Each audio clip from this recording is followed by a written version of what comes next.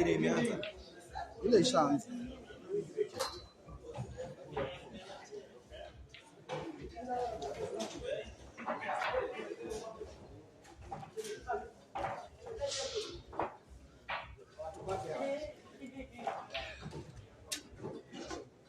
Connected mwaki nĩ ndĩgakĩhore nĩguo tũcikona nayo ĩno ndamĩceta rĩ ngũcoka haha rĩ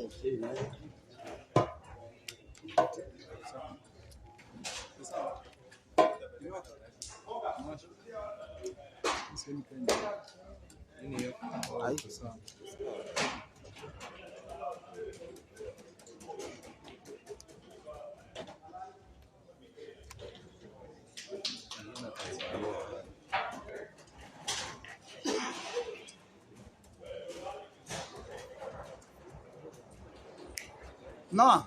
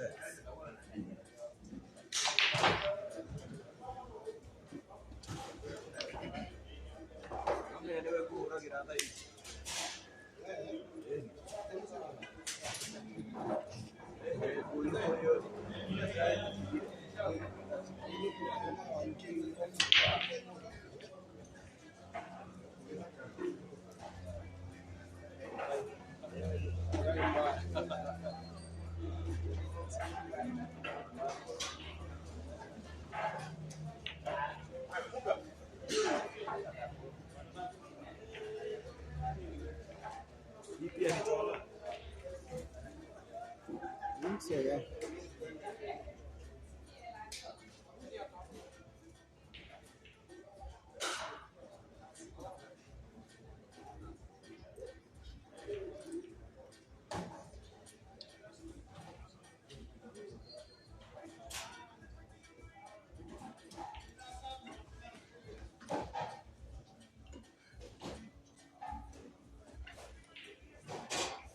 What is it?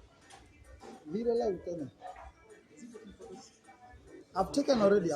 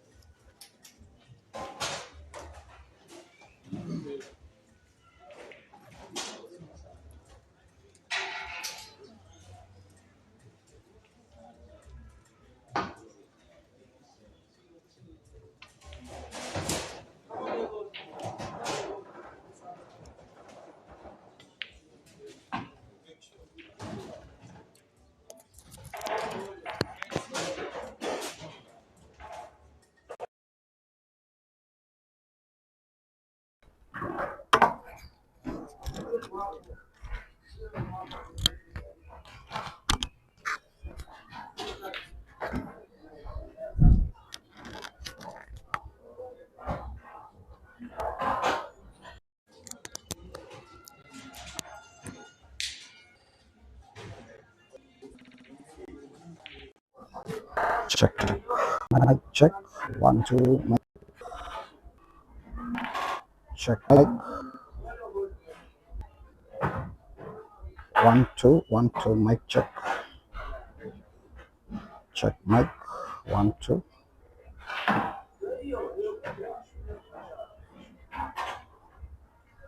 A very good morning, ladies and gentlemen.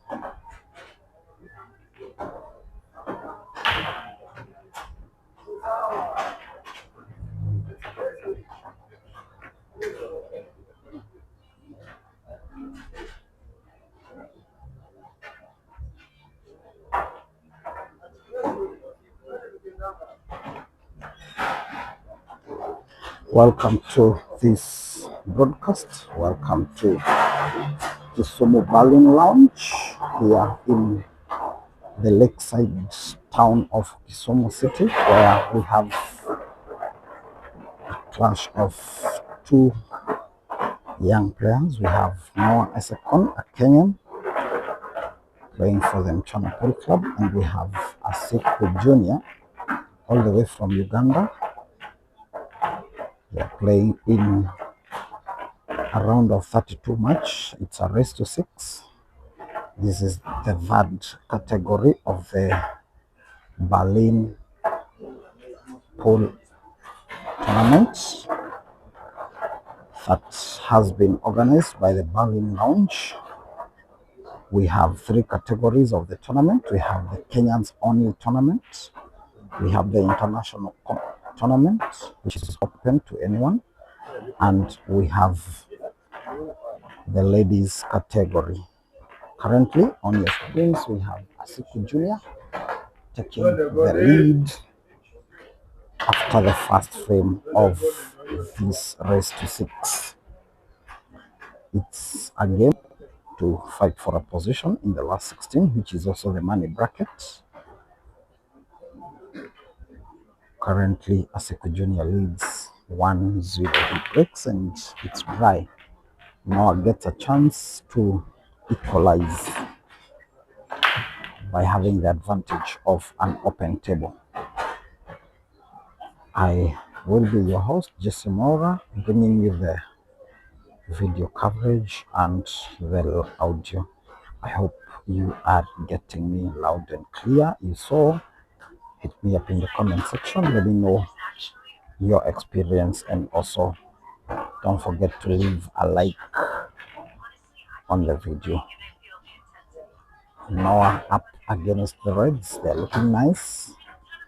All looking like he can clear the frame by one visit. He has the capability, he has what it takes. He only needs to be perfect in his cue ball manipulation.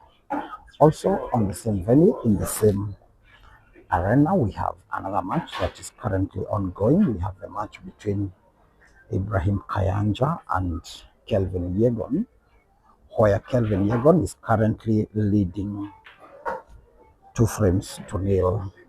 James Oitiko is saying, here I am. Hey, Leagues, you're asking, is this live match? Definitely it is.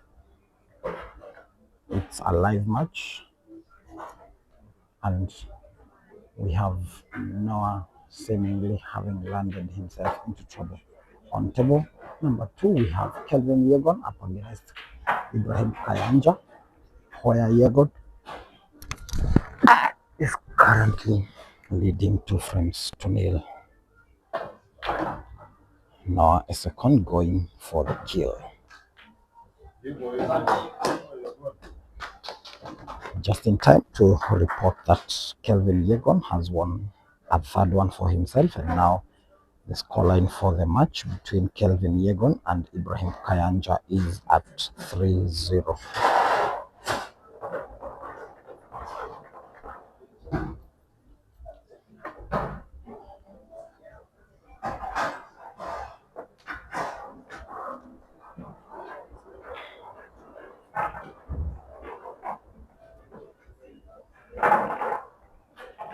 The guy currently on your screens is Noah Esekon, nicknamed the Flash Boy, who plays for the Mchana Morans among the 3 Mchana outfits, and he's shooting perfectly well, getting the perfect cue ball for the red to play a connection onto the red that is pointing to the top right hand side pockets.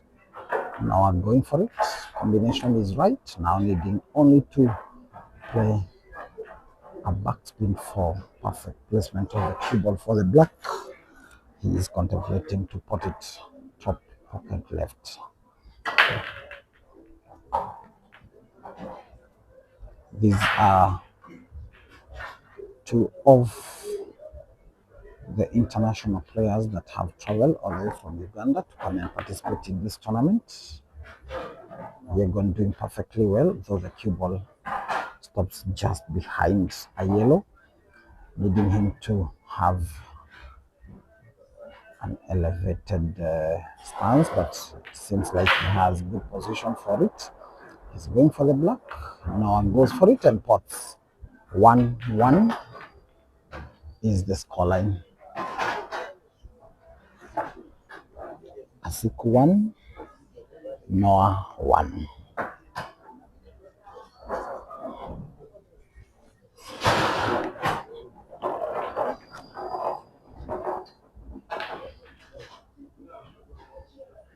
We also had anticipated to have other international players. The likes of Simon Lubulwa, the likes of Ibrahim Sejemba had all shown interest in the competition, but apparently they did not turn up, and so their matches have been given as walkovers. Myself being a beneficiary of a walkover from Simon Lubulwa, having won my last 64 match. I was to face Simon Lubulwa in the round of 32, but he didn't turn up, and so I will be having the luxury of having a walkover.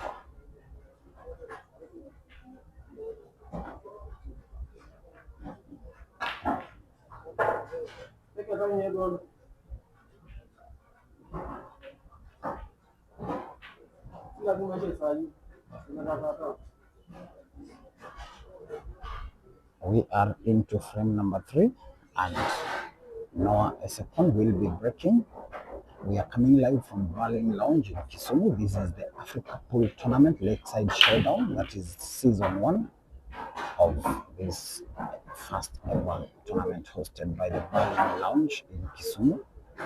There is over Kenya shillings 1 million up for grabs in the different categories. In the winners of the Kenyans only category, the winner will be taking home 100,000 Kenya shillings. Second place will be taking home 50,000. Third place and fourth will take 25,000 Kenya shillings each. From 5th to 8th position, each has a chance of winning 15,000 Kenya shillings, and the last 16 qualifiers each get 10,000 Kenya shillings. In the second category, which is the ladies category, the winner is taking home 40,000 Kenya shillings. Second place 20,000, third and fourth 15,000 Kenya shillings each. And the 5th to 8th position will be taking home 10,000 Kenya shillings each. In the third category, which is the open category, which we have the advantage of watching right now, the winner will be taking home 100,000 Kenya shillings. Second place of 50,000. Third and fourth will each have 25,000. The 5th to 8th position will each have 15,000, while the round of 16 exits will take home 10,000 Kenya shillings each. There was also a fourth category, which is the teams event, that were Kenya's only teams, where we had 10 teams participating. We are already into the final of the finals after the preliminaries were played on Friday, and the finals shall be coming up later today, where we shall see the Mchana Knights playing against the Money team, nicknamed TMT from KISUMU.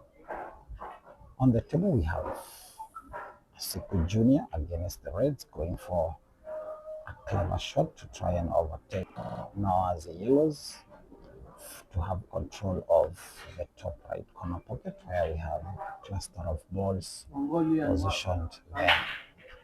Noah Esekon attempting to respond by the same brigade and deciding that it will be a blow for blow, a touch for touch. Now we have Asiku responding by playing in the same manner. This one is promising to be a slow frame.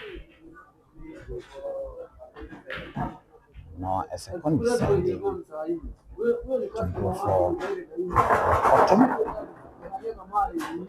We have James Oitiko saying, of course, that is in response to Hailing's question whether this is a live match. Definitely it is a live match on the table. Next to the one on your screens, we have Kelvin Yegon taking on Ibrahim Kayanja. And currently, Kelvin Yegon is leading 3 frames to nil. Asiku deciding that he wants to go for the kill now. Ends up leaving now with a chance. Let me know where you're watching from. Let me also know where you think this race will end to, who you think will be the winner eventually. Now gaining advantage from that foul by Asiku.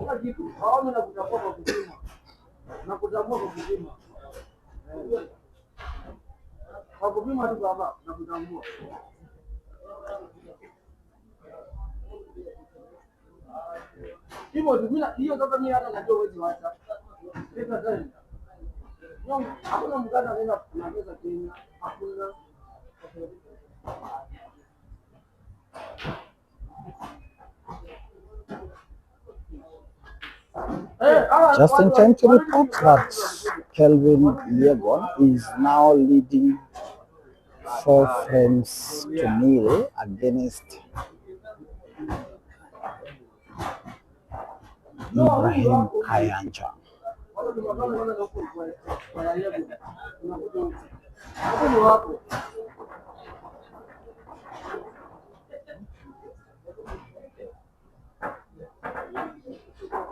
can catch the match between Yegon and Kayanja on Peter Chobe Live. The match is happening there. The match on your screens is between Noah Esekon and Asiku Jr. Asiku is nicknamed the Dictator, while Noah is nicknamed Flashboy. Really, Nauma, you are asking what tournament is going on? This tournament is dubbed the Africa Pool Tournament Lakeside Showdown, happening in Berlin Lounge in the heart of KISUMU City.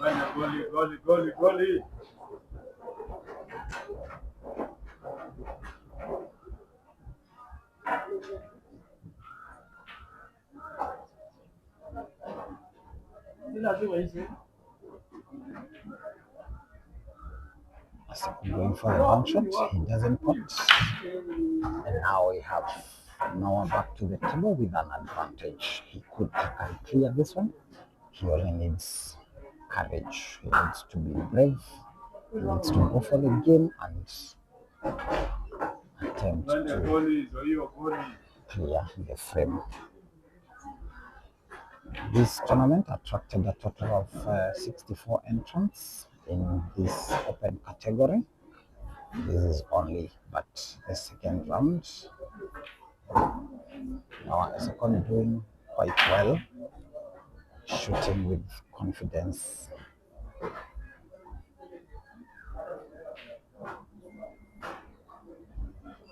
If he should put the yellow, that is pointing to the nearest right hand corner pocket, he will be in perfect position. Oh my goodness. He pots but ends up snookered. That is very unfortunate of Noah. He goes for the bank, one cushion angle, he doesn't contact yellow, contacts black first. Now it's a foul and an advantage to Asiku Jr. Asiku deciding to play Noah's ball off position, finding position for the red that is closest to the topmost rail. Now Asiku should be able to clear this one.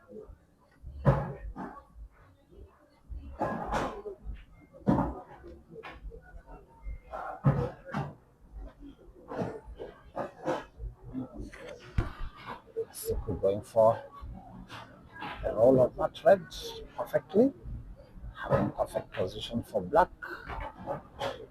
And now Asiku will be regaining his lead. 2-1 to Asiku.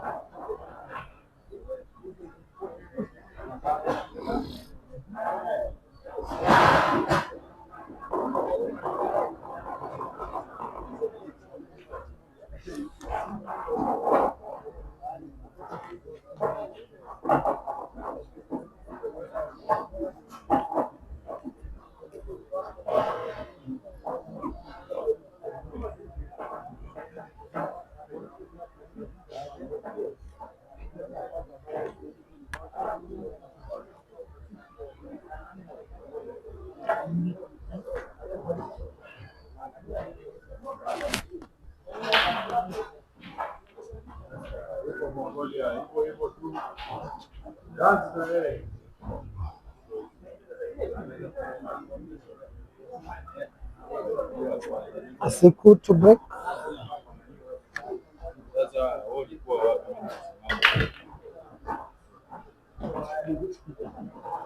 Asiku goes for the break. He pots the cue ball. Also pots 2 red balls.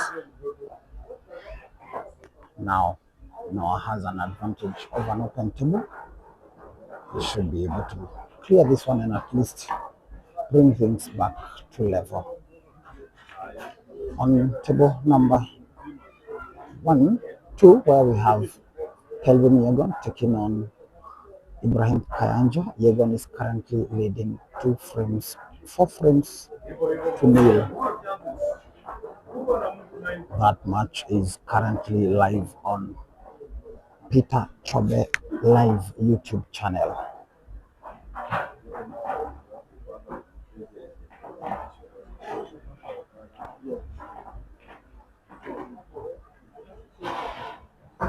Noah going for the red balls.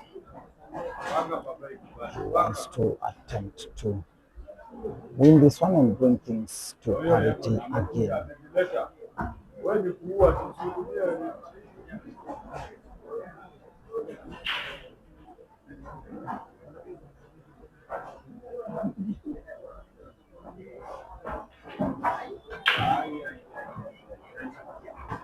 Again, Noah lands himself in trouble. He snookers himself. I'm not sure he has sight of any of his red balls. Body language suggests that he can see the yellow that is closest to the black. Not sure he's spotting. He's going for the center pocket to the right, but he ends up missing, and now Asiku, the dictator, is back to the table. Asiku has been known for clearing even more difficult frames than the one on the screens. Asiku doing perfectly well to play into position. One of his yellows that was seemingly frozen ends up putting himself in a situation of not having any clear shot on the yellows. Apart from the one closest to the black, which he will be going for. He pots it with ease. I'm sure he also wanted to ensure that even if he doesn't pot, he's in a safe position. He was in a safe position because it was definitely a snooker. Now this should be an easy clearance for Asiku Jr.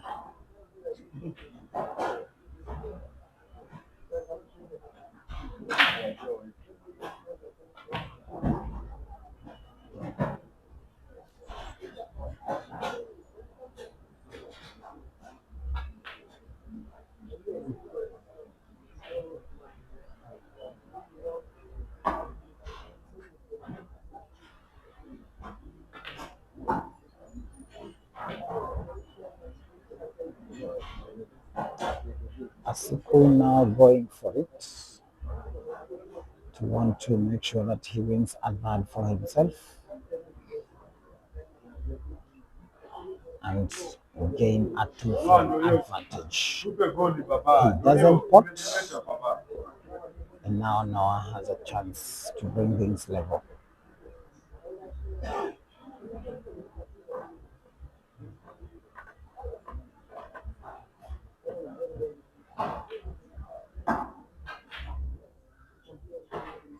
Don't forget that we have other matches happening currently on the other tables. We have a total of 9 tables on the venue. So we have 7 other matches currently ongoing, apart from the one between Noah and Asiku, and also the one between Kelvin Yegon and Kayanja. We have other matches, round of 32 matches that are currently ongoing. I will be giving you updates of those other matches for you to keep yourselves updated on the same.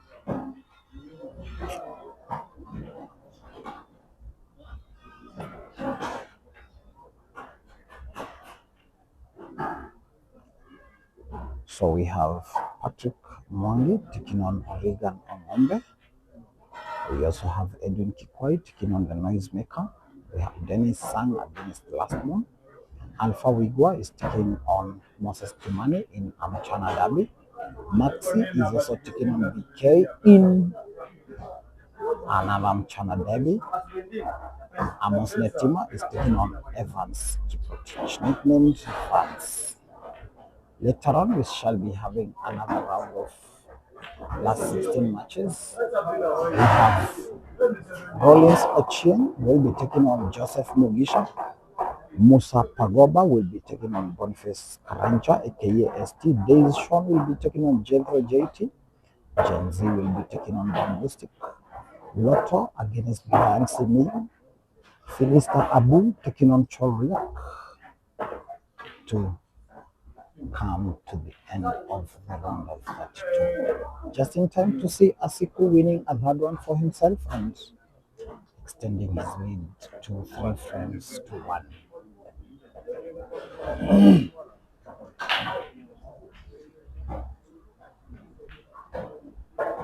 On table number 2, we're just in time to see Ibrahim Kayanja on the verge of pulling one back for himself to at least regain his hope of winning the race. It's a race to 6. Yegon is currently at 4-0, needing only 2. Kayanja needing 6 frames.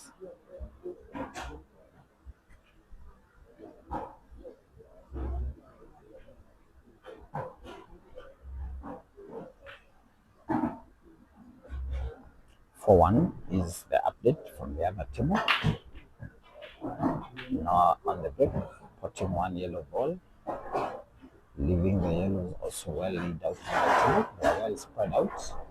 But I tend to feel like Noah is succumbing to pressure. He feels he's a bit nervous.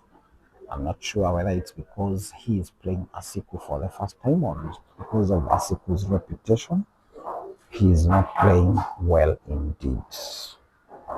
But this now is the time for Noah to go for it. Goes for the yellow balls, pots with power. Also plays his yellow that was closest to some reds and looking like a problem ball into position. He now needs to only be precise on this one and he will be giving Asiku a run for his money.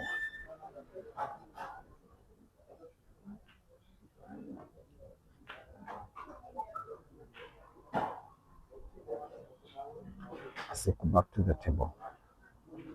After Noah attempts to put to the bottom left corner pocket unsuccessfully, now we have Asiku coming back to the table with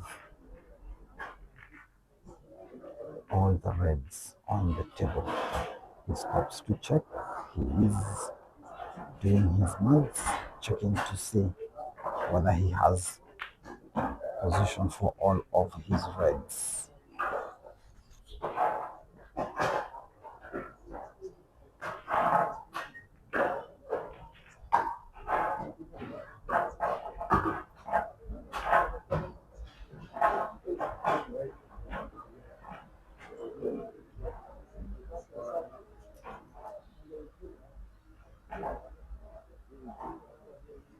Don't forget to like the video. Don't forget to also subscribe to the channel. Turn on your notifications so that every time we go live during this tournament that is dubbed Pool Africa Lakeside Showdown, happening live from Berlin Lounge in KISUMU, we shall be having lots and lots of live pool action happening from KISUMU, and definitely we expect that you will be following us for the live action. Don't forget to like the video, also subscribe to the channel for this and more live action. Asiku Jr. going for the reds. The frame looks a bit tricky for him to clear, but Asiku, for who he is, will be looking to come up with a way of giving us a clearance. This is pure entertainment, live from Berlin Lounge, courtesy of the Mchana Pool Club YouTube channel. home of champions. This is now China against Big Kells. Asiku representing Big Kells, Noah representing China Pool Club. Just like that, we have Asiku now on the verge of a clearance. He needs one big shot here, which should not trouble him much. He's going for the top right corner pocket. Goes for the cut, misses, and now Noah has a perfect chance. A perfect chance to bring his tally to 2 frames. He needs to be confident. He needs to go all out. He doesn't need to be timid at this time. This is the moment for Noah to give us his best. Noah deciding to hit to my words. He's now going for the kill.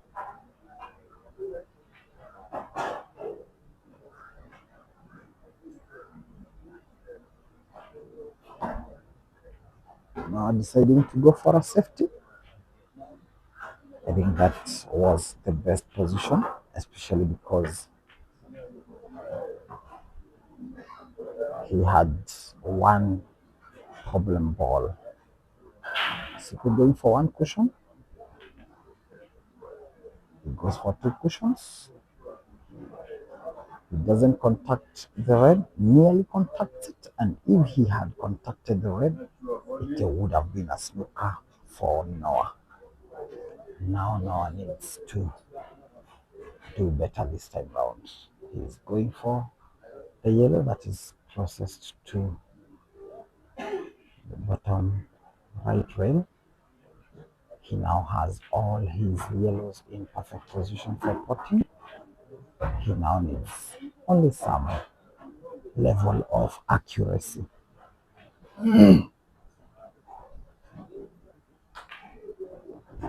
Now potting with confidence. And now we have Noah about to win a second frame for himself and at least mount some reasonable pressure on this young man, Asiku.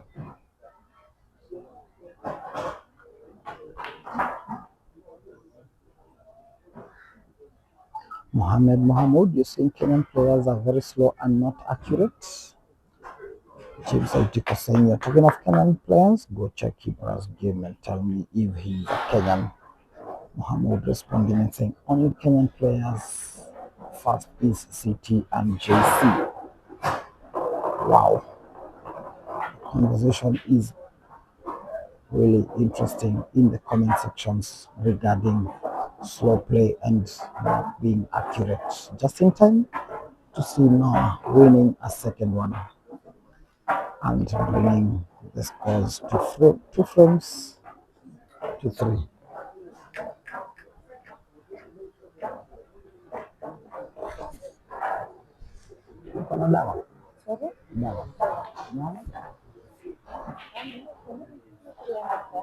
Please. Asiku to break frame number 6. Send me your comments. Let me know whether you think Noah can win it or Asiku can win this one. It's a dry break, and Noah has the advantage of an open table to win this frame and bring things to level. He will be equalizing if he should win this frame. Goes for the red balls, they were looking better. Also plays one of his reds that was frozen on the top left cushion into position. And now Noah should be able to at least, wow, he was going for it, he didn't pot. Maybe he lacked some bit of accuracy. Just in time to report that Kayanja has won a second one for himself on table number 2. And now the score between Kelvin Yegon and Ibrahim Kayanja is at 4 frames to 2. 4 for Kelvin Yegan, 2 for Ibrahim Kayanja. Asiku going for a combination shot. He doesn't pot. And now Noah has the advantage of one free shot and one visit. He's going to play combination shot with his own red, pot Asiku's red, gain control of the bottom left corner pocket and does that with some level of precision now. Cue ball almost going in. Kinyuagi Shohei, you're saying how is someone slow if they are playing within the stipulated shot clock? That is a very good and logical question being asked by one Kinyuagi Shohei. He is wondering how can someone be slow and yet they are playing within the stipulated shot clock. Just to inform you is that these matches are not timed, but they are playing with shot clocks. Every shot is timed at 35 seconds. At the elapse of the 35 seconds, it is a foul, a standard foul on the time. Noah Esekwan going for the kill. He should win this one and bring things level.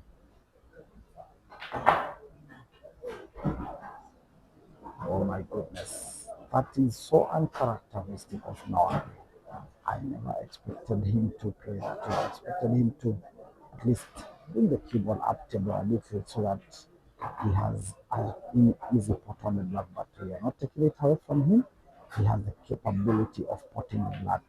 He goes for it and pots with ease. Very perfect shot by Noah Esekon. It's now 3-3. Each of them needing 3 frames to win the race and also book a slot into the last 16 of this Africa Pool Lakeside experience. That is what the tournament is dubbed as Africa Pool Tournament Lakeside Showdown Season 1, happening live from Berlin Lounge in KISUMU. It's 3-all on table number 1, where we have Noah Esekon taking on Asiku Jr. On table number 2, Kelvin Yegon against Ibrahim Kayanja. Scoreline is 4 frames to 2 with Kelvin Yegon on the lead.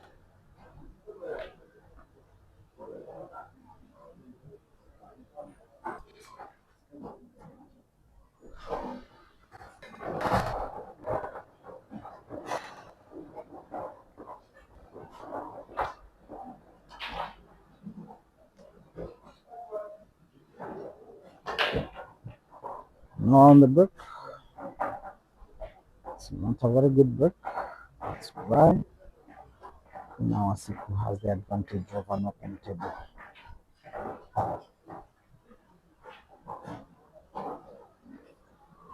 The yellows are looking nice.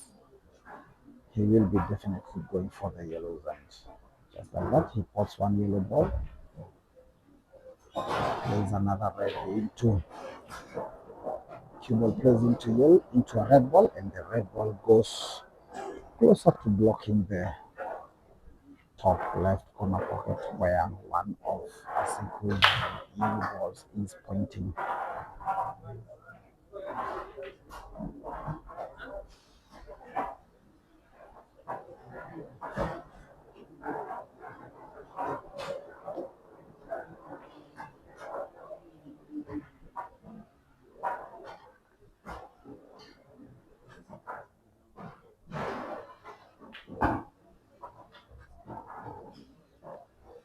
Asiku shooting quite well. Opens up two of his yellows that are sitting closest to the black. Now he should be able to also contacts have a cable contacting the yellow closest to the black, and that mere action now could be meaning problem for Asiku. He's going for the bottom left corner pocket, goes for the combination shot onto the yellow onto yellow and pots. Now a problem that we thought was so much Asiku solves with only one shot.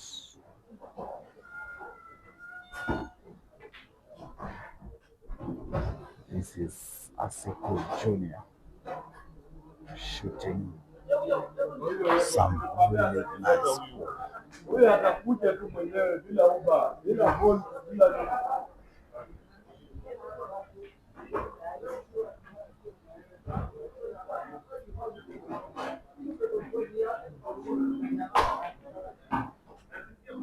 Later on tonight, we shall be having the finals of the team events, which we shall be having in Nights taking on Team TMT, that is the money team, a team from KISUMU, against the Nights later on in the finals of the team events.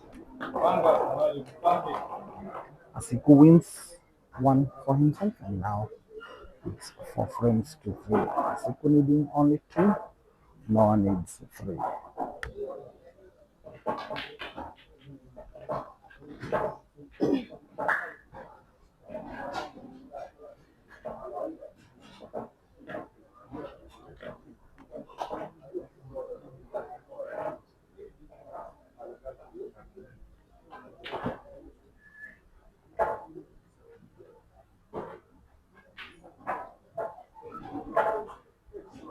Asiku to break.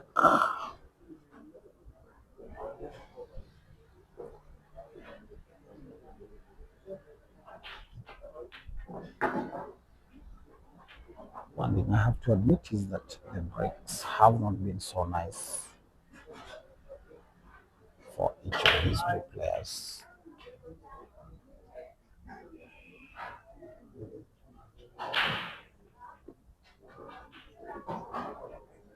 Just like I was saying, Asiku breaks and it's dry. The breaks have not been so nice for each of the two players.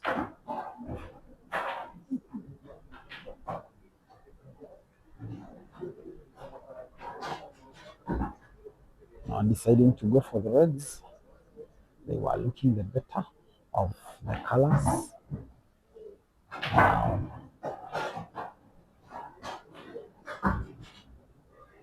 Noah could be bringing things over once again to make this a very close contest. Just in time to see Ibrahim Kayanja on the verge of winning one more and mounting pressure onto Kelvin Yegon, who started strongly.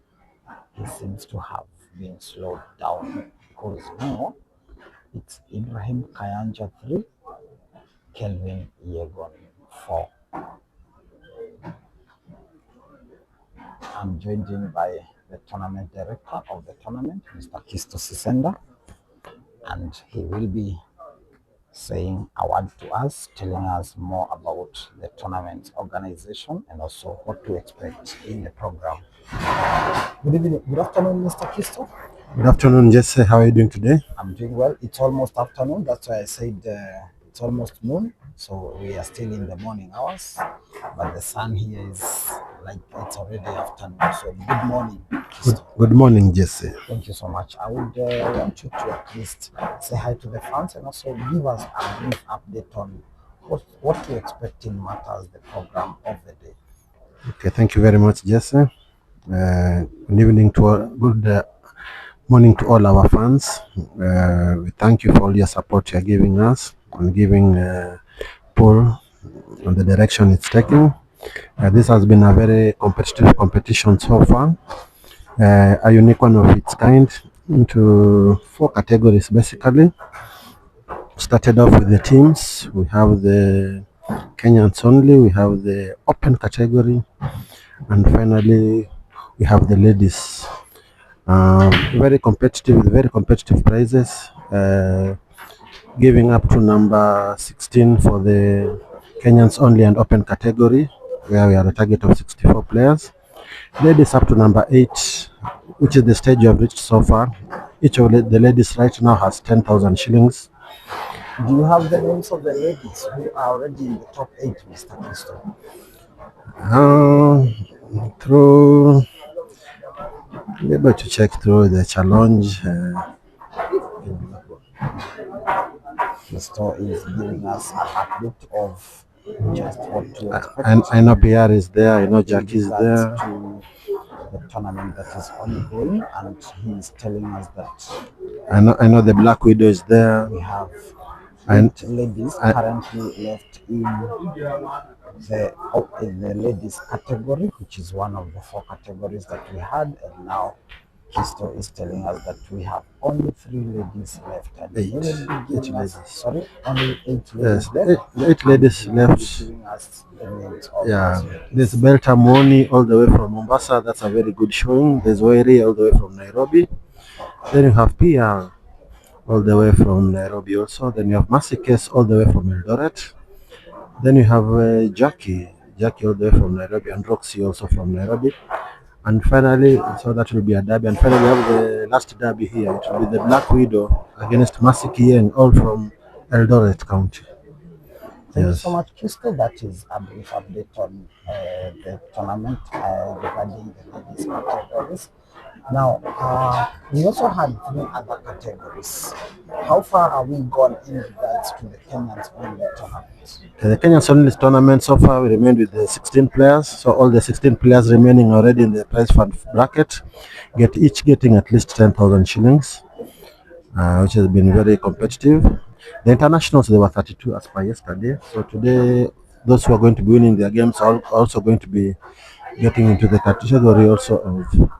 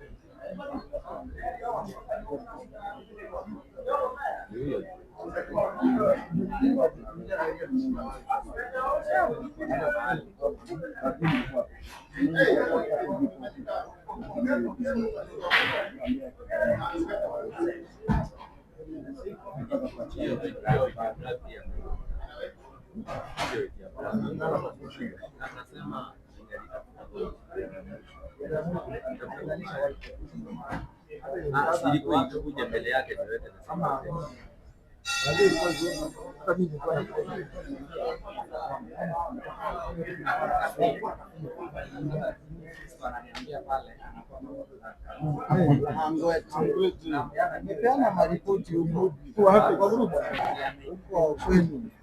Shajua huko. Walali wale. Sasa wewe ndio wakati tunakie huyo. Ai pale sioni. Pale hata msoni. Ile pengine ungeni swali. Hiyo game ni dalili ya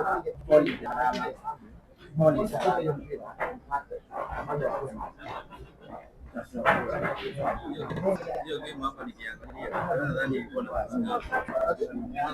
29. Sasa imefika.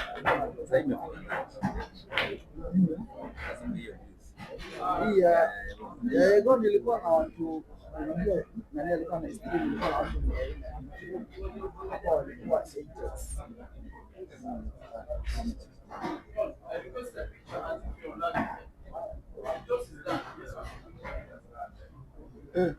Watu waribu. Na mrefu mpaka kuja.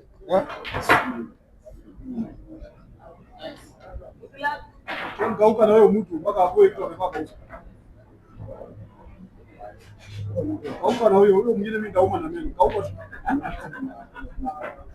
Tunaamua hiyo hapo.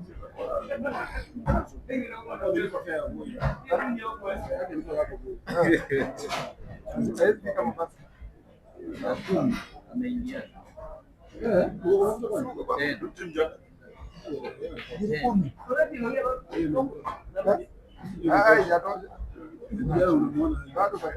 Mko kijana saa hii. Nadhani ningekutana hapo na ndio jamii. Hapo sasa hivi unasema hivi ndio. Watu kingangana tunaweza. Ndugu wangu. Wanaenda kuona. Yeah, aenda black white. Waliza tena. Karibia.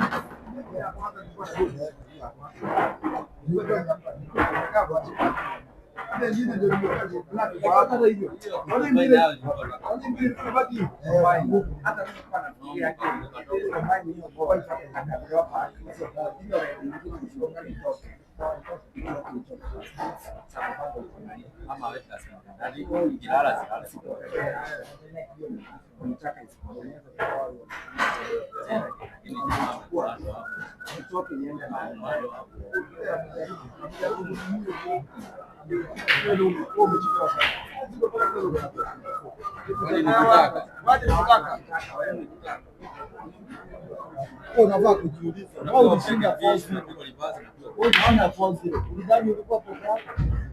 The same way wewe umeshinda force, hata yako na capability ya mwana tena kinawaka frame ya kwanza. Naona frame yangu ya kwanza hiyo ndio nilikuwa nayo. Wani sisi walikuwa na kumkazi, kuna mahali walikuwa karibu 10. Kuna mahali alifunguliwa gesi. Sasa mimi nikipiga kelele ile wale alikuwa anachukua kuna kuongeza moja hivi na Ndugulize sisi alifunguliwa gesi 10. Wale aliwaachilia kuna kitunguu 10 zikifuatana hizo alikuwa na break drive na pigo hiyo na pigo hapo na pigo nyingine. Ndio gesi Edu amempea mawazo. Edu watu wanakuuliza.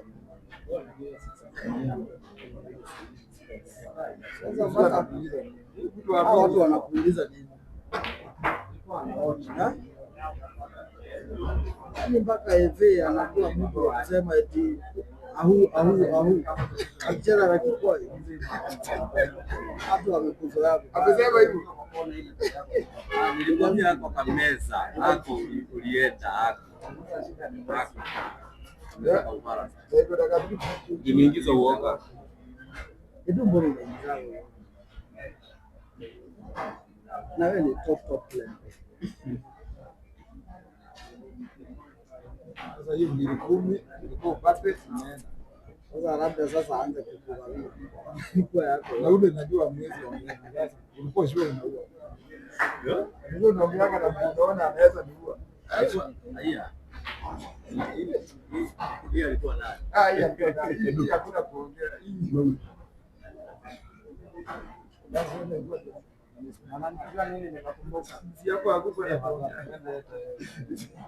Kwanza hapo alikuwa anaingia kwa hotel. Wewe unajua bwana amekula. Unajua si nilikuwa na kulala na game yao. Anacheza kama ipo serious. Sasa wewe unaingia kwa Umeshinda kwa wapi?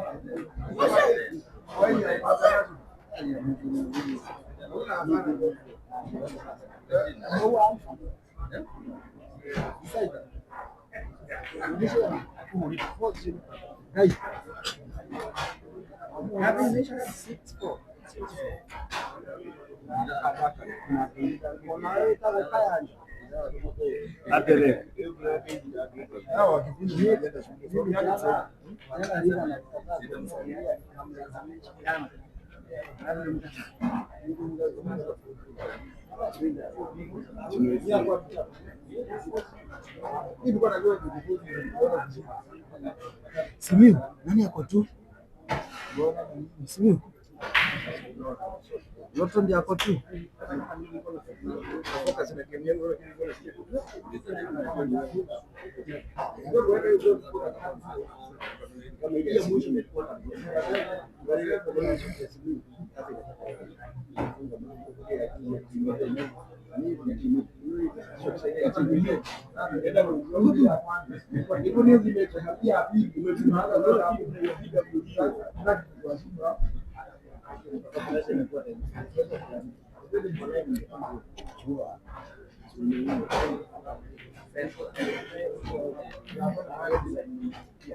Hiyo mpira niweke na nikaukula kiasi yako kwa ujumla.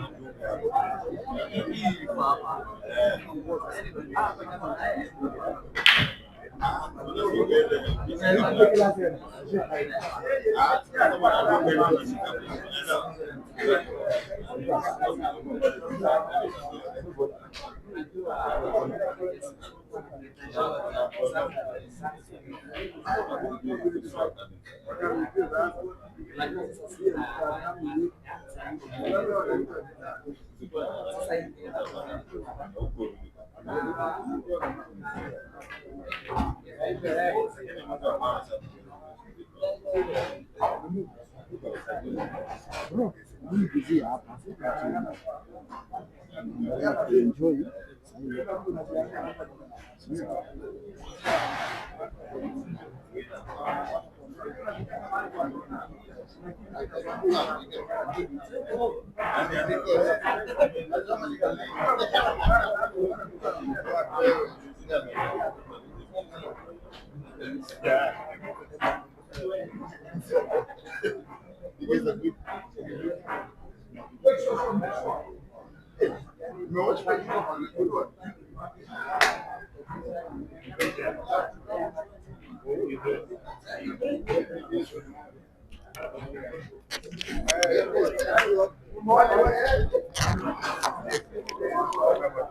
Welcome back, ladies and gentlemen. We are just in time to witness the Kitale Derby.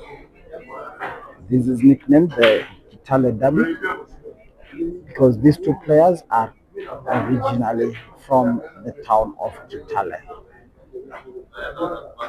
This is a battle of who is the best in the home ground. Frank Ocheng, you're saying Yegon Sukari ilikuwa imepanda. Samuel Kiare saying when God wants you to win, Yegon Kijana ya Kenyan soil. That is in regard to the win by Kelvin Yegon in regards to the match between Ibrahim Kayanja. Zero shot assassin, you're saying in Paul you need some luck. Definitely you do. Dr. Hawks, you're saying that last shot for Yegon. Hata mimi ningenyorosha hivyo handshot for 5 holes. Zero shot assassin is saying wewe lazima unacheza kila. Unasema shimo ni sita. Haley you're saying is this live? Definitely yes it is. Edwin Sochin is saying kaza pia ni ngumu wa Mbunguweka. Frank Ocheng saying wanasema lewesha mpira naona Maina Shimoli. That is OCS. Frank Ocheng saying wanasema lewesha mpira. Kichirchir Peter saying keep talam. Those of you that are supporting KISUMU, those that are supporting Lotto, kindly hit me up in the comment section. Let me know what you think will be the final outcome. Currently, KISUMU is trailing 3 frames to 1. Lotto with the advantage. The last time I remember this players meeting was in the Tamasha Pool Festival in Eldoret, where KISUMU beat Lotto. So this will be some sweet revenge for Brian Kiptalam, aka Lotto, if he is to overcome KISUMU. KISUMU also is playing very confidently, having the feeling that he has beaten Lotto once and he will beat him once again. Just in time to see Lotto missing a shot on that red. Now KISUMU is back to the table with a chance to win one back and at least bring himself into the side of Lotto, who currently has a 2-frame advantage.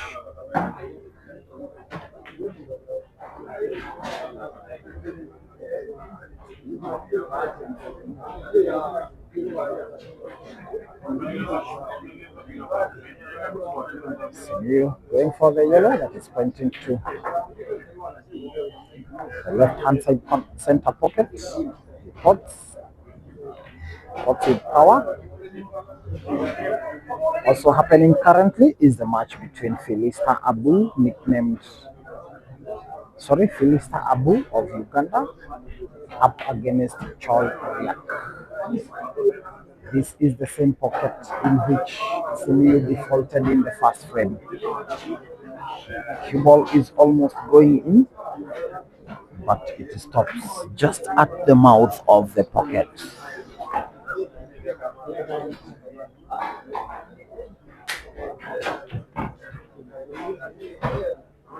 KISUMU going all out now. He knows he needs to win this one. He doesn't want to see Lotto having a 3-frame advantage. It will be very bad for him. Wow, what a shot by KISUMU to play into position. His only yellow that was looking problematic. Happy. Just to report you some good news to the Mchana Pool Club is that VP has beaten Regan by 6 frames to 2.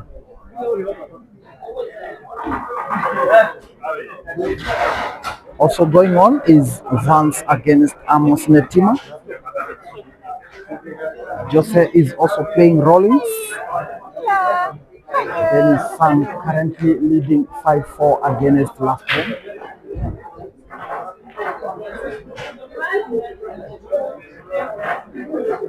That is age. Yeah, that is youth and agility against experience in the match between Lastborn and Dennis Sang. KISUMU pulls one back. Now it's 3 frames to 2. Jethro is also up against Sean. Those are just but some of the round of 16 matches that are currently underway. The round of 32 matches that are currently underway in the open category of the Africa Pool Tournament Lakeside Showdown.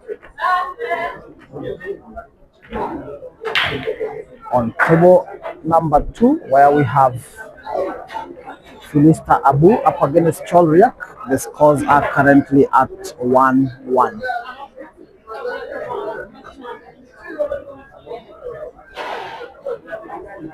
KISUMU to break frame number 6. Goes for power. What's one red ball? Cue ball is on the table, and now the yellows are looking very nice. I'm not sure whether KISUMU will be going for the ball that is closest to the bottom cushion. These tables have been failing to roll. He goes for it and it doesn't go in. I expected that to happen. It's not a very easy shot. And now we have Lotto with the advantage of an open table.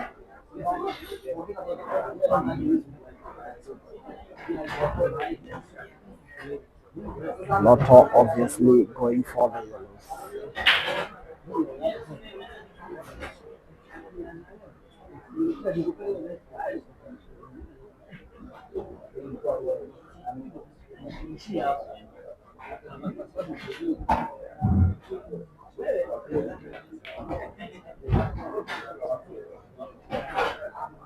Perfect cue ball placement by Lotto.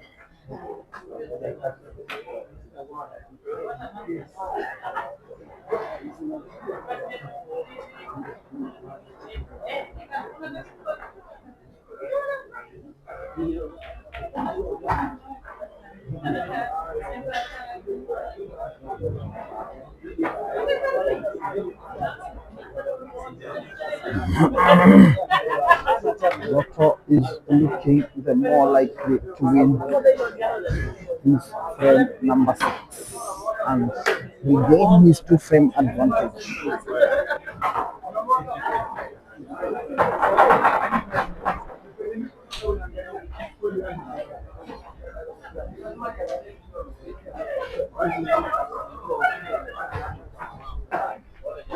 Lotto going for the kill, but unfortunately cue ball goes in and now KISUMU has the advantage.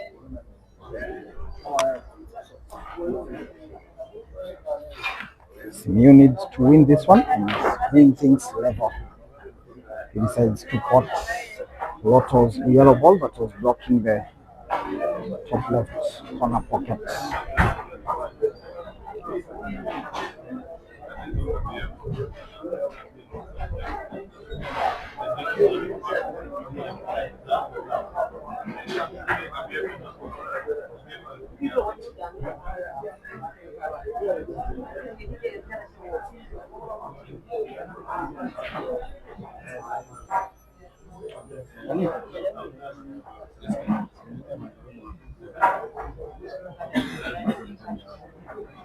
He goes for the safety. Lotto is trying to escape it, contacts red. And now KISUMU has one full shot and one visit for a chance to equalize. Just a reminder, this is the round of 32 match in the Africa Pool Tournament, Lakeside Showdown. This is the open category, which has international players on board. We have seen one of those international players by the name of Ibrahim Kayanja being taken down by China's youngster Kelvin Yegon. That goes to say that the Kenyan players are slowly becoming of age. Yegon started strongly, going all the way to 4-0. Kayanja responded, winning 5 frames in a row. But it was Yegon who had the last laugh in the decider that was so dramatic. He won by a lucky shot. Lotto also getting lucky. Missing on the aim on the yellow contacting red and finding its way into their pockets. Now Lotto is at 4-2.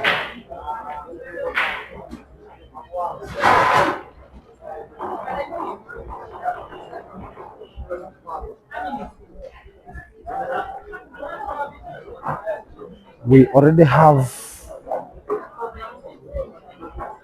the lineups of the last 16 matches in the Kenyans only competition. Those are the matches that will be coming up live next after these matches that are on your screens now. Collins Tuwei City will be facing Geoffrey Kibet, aka KK. That is the match that we shall be showing live up next.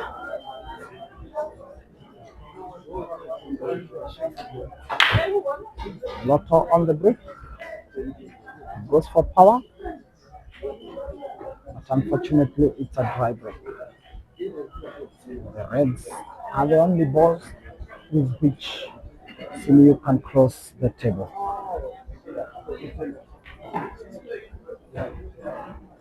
The Yellows don't have any direct shots.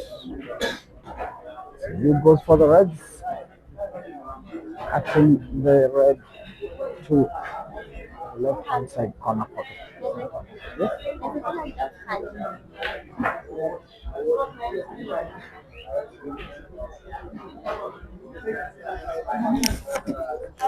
Nauliza sasa ikiwa bila hali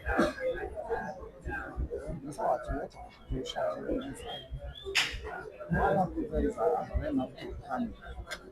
What is the alternative to honey?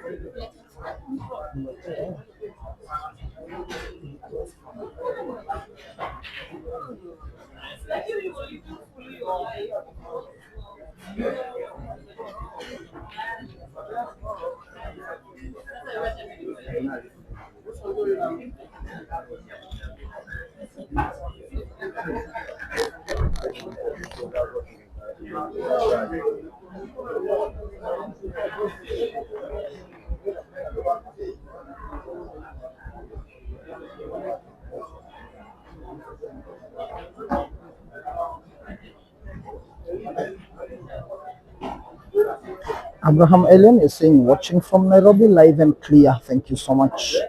Churchill saying, Jesse, Yegon almost killed us na pressure. Wow, we also had the same pressure. Team TMT Lotto. Q Assassin saying, Kwani Mamba hachezi. Mamba is playing in the Kenyans only tournament. He will be playing against CT in the match that will be coming up next on your screens.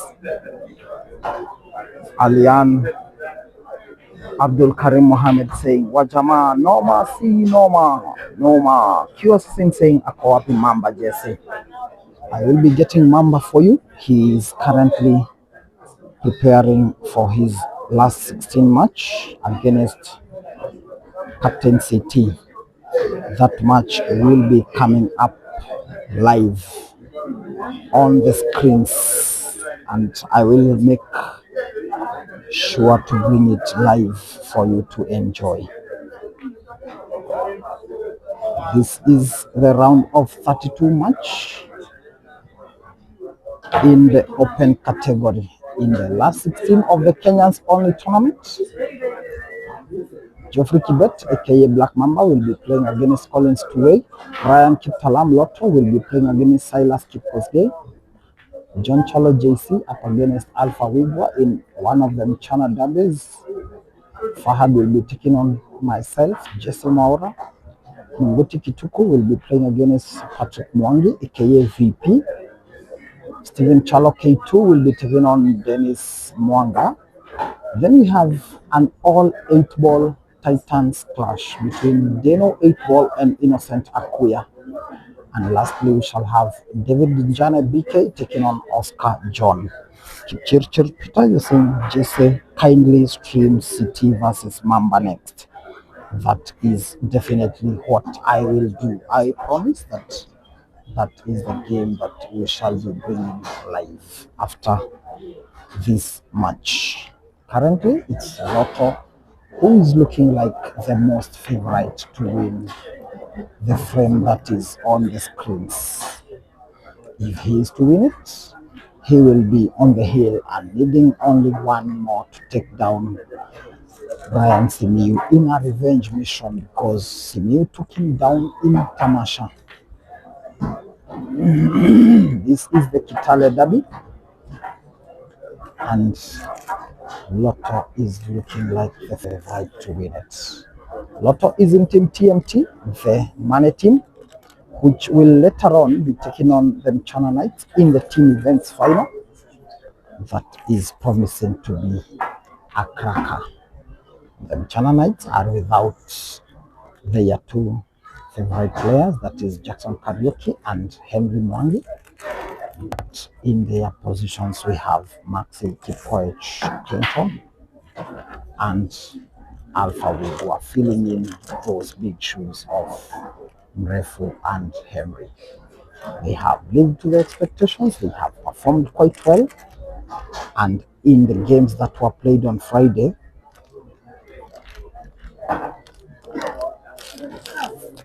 Maxi and Alpha came out boldly, came out strongly, came out bravely to fill in the slots that were left by Mrefu and Henry, who did not travel to KISUMU for this tournament. That is the team event final that will be coming up later in the evening. Team TMT is a team made up of seasoned players, Lotto being one of them. The other one is Boniface Waidera, Boniface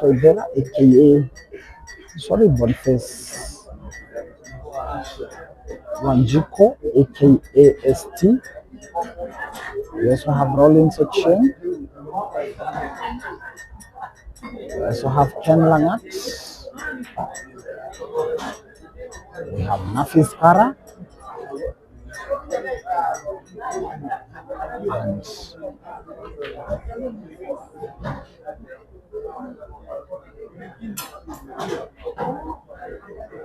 that is the team that will be taking on them Chana Knights, currently made up of Collins to City, Fahad Farah, David Njane BK, Alpha Wigwa, and Clinton Kiposgay, aka Maxi. Just in time to see CMU attempting to pull one back after Lotto missed on the black. Chirpita, you're saying Lotto atakula hii, but we have CMU currently on the table. CMU pots the black and brings himself to only one frame away from Lotto, who has been enjoying the lead from the first frame, in which Brian CMU defaulted.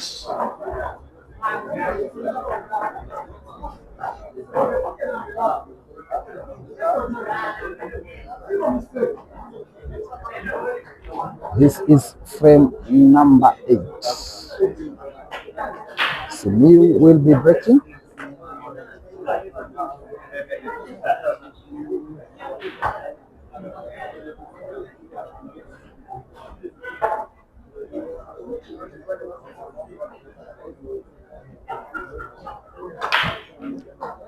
Duncan Chapkoni saying, CMU, do your things, man. I realize that the fans are somehow almost balanced in their support. CMU has his supporters, Lotto has his supporters.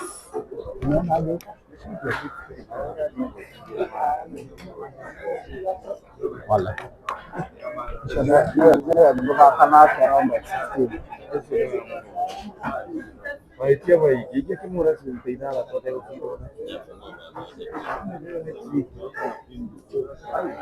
CMU going for the red balls. Closes the table on the reds. Now this is a perfect position for CMU to equalize.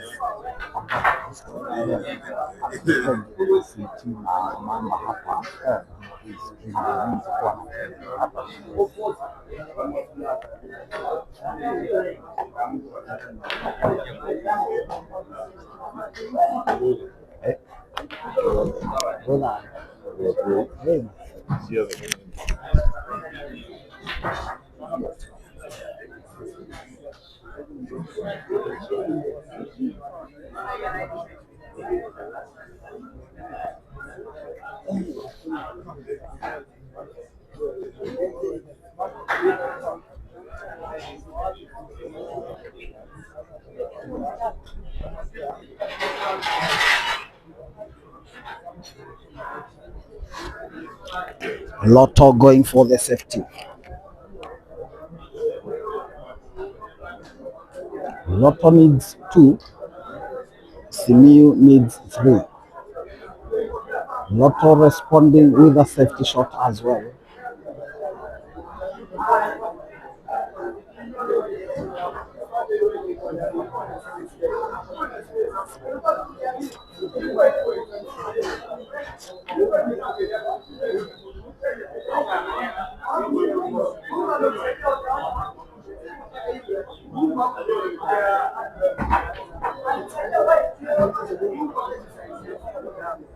Lotto now going for it. Going for a safety shot, overtaking, using his yellow to overtake KISUMU's red.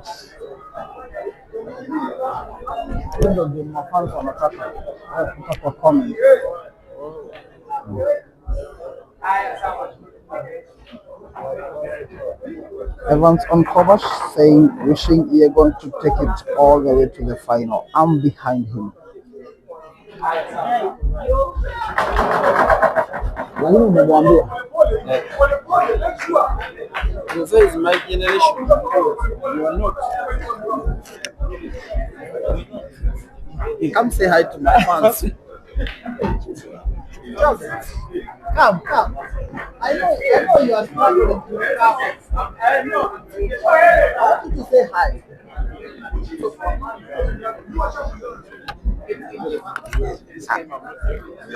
I'm joined in by the greatest, Africa's greatest sound. Hello, Peter Mchana Pool Chobe. Club. I'm with my partner in crime, the one and only Jesse. Nowadays, he's more of a player. The guy can shoot real good. When you get to see him play, you can't even believe he's a media man. He's always fishing me, asking me for money game. Of course, that will never Just happen. be honest. I have not asked for a race with you, honestly. Just to be honest. Do you remember in Eldoret? Back then we were media men. Now you're a player. Right now I've shifted. So To a player. the day you beat my country's #1 Yes. is the day you killed any chance that I will ever have a game with you, not even for training. Chobe, I hope you are improving, and I don't think that one is cast on stone. I think someday we shall play a media tournament, and Yeah. I will play against you. In a media tournament, okay. So that one I'll have nothing to do about it. Also, a money match is alright. But thank you for showing up. I thank you because I traveled the shorter distance than yourself. It is me to tell you Kariboni, not the other way around. Chobe, are you saying you are closer to KISUMU than myself? Yes, I'm closer to What is the distance between KISUMU and Kampala? It is 326 kilometers, and I know Nairobi is in excess of 400 kilometers from Kisumu. Definitely, that's Yeah, true. That's so true. I'm a lot closer, and this place feels more at home because when I'm at home, I am just by the side of Lake Victoria, Wow. the same as here. That is So Peter Chobe telling us that even the weather is the same because of being close to the lake. and it's KISUMU the is same more lake. home to him than Yeah. Kampala than you. and than me, Yeah. who is far away, Far miles away. away from home. Yeah, later in the day when the games get tighter, like in the quarters, semis, we shall probably be swimming the same games. And Definitely, I hope you give me definitely. a chance to be commentating here I will. as well. You know, as always, I allow you to have my mics when we are streaming the same match because you are my senior. I'm learning from you. I just like it that way. You don't know how much Mchana is home to me. Let me tell you, when I go to Mchana, I just go to the counter and I do what I want.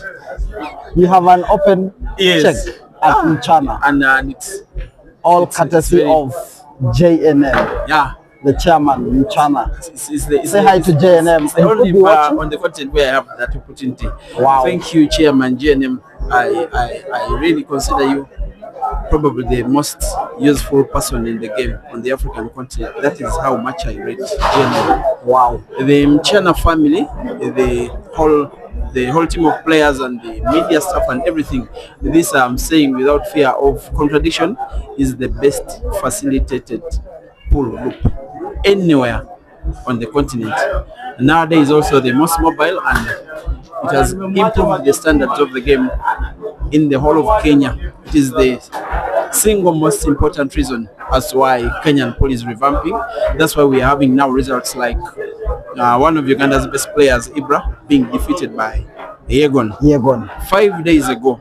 That was never thought of. 5 years ago. Definitely. It was something that was never thought of. Definitely. In fact, most people would have brushed off the match as a walkover to Ibrahim Kayanja. 5 years ago. Definitely. But now, you saw what happened. And I know that it's even getting better and better and better, both in the men's and ladies category and the team. Yeah, I'm really so proud to have any association with Chan. Thank you so much, Peter Chobe. I will be looking forward to partnering with you, especially in the team event final. Yes, that one will be a good one. I'm really looking forward to that one. Yes, and it's the only time I can say that the Knights, I think, are starting as underdogs. Definitely, because they are missing two of their Mrefu and Mrefu. Those two. Because, yes, Maxi has been doing not so bad a job, but he's not Mrefu.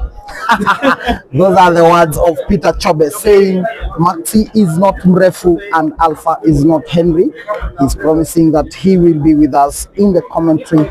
He is my partner in crime. He is my mentor, and I really like his company here in KISUMU. Back in the game, we have KISUMU bringing things level. Currently on a timeout. Yes, we have a game in our hands. Currently at 4-4. Now it's down to a race to 2. Steve, you're saying hii tona iko wapi has? Tona iko KISUMU pale Berlin Lounge. Hezron Kipkosgei responding by saying Berlin, KISUMU City. Evans on Comba, you're saying, please can you confirm to me the scores between Chol and Abu? The current scores are 2-3 with Abu on the lead. That match you can catch it live on Peter Chobe live channel YouTube. Newton Nandwa saying Gotea Mr. Jesse kutoka 8-Ball Titans. Thank you so much. Jesse anasema hi na ako salama. Thank you so much, Newton Nandwa.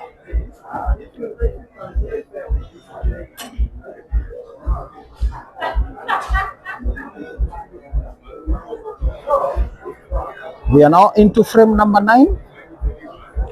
Race to 2. Each of the two players needing only 2 frames to book a spot into the round 16. Lotto will be breaking frame number 9. Going for power, going for control. Cue ball is in perfect position. Pots 2 red balls. The yellows are looking the better laid out, and definitely Lotto should be going for it. Hezron Kipkosgei saying Kitale boys are facing each other very well, competitive indeed. Definitely, as I had said, this is the Kitale derby. Who is Kitale's finest? The debate is always against these two players, KISUMU and Lotto. Now they are tied at 4-4. Lotto had a comfortable lead of 4-1. KISUMU has come back to bring things to 4-4. Just an update is that Kipchir Peter saying Evans Chol to Abu 4. Abu has just won the previous frame just now to bring his tally to 4 frames against 3 that have been won by Chol Riak. Now Lotto going for a clearance on the yellows. The black is not in a very good position. Lotto will need a lot of creativity to win this one.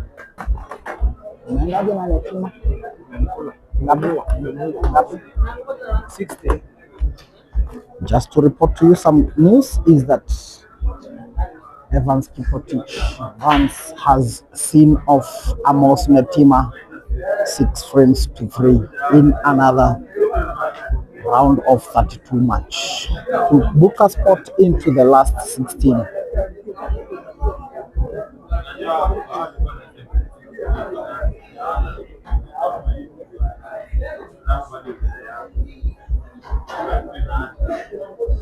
In another international clash, we have Musa, Ugandan, taking on Boniface Wanjiko ST.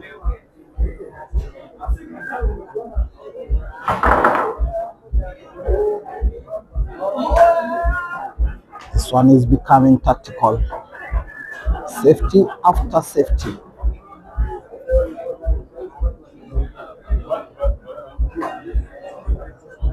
Lotto now going for the kill. What's the yellow? Moves the black closer to the right hand side center pocket. Now Lotto is attempting to clear this one. He has one problem ball. The red closest to the cue ball going to the left hand side center pocket. Doesn't seem to have enough way, but somehow Lotto has had it to pass by the red and into the pocket.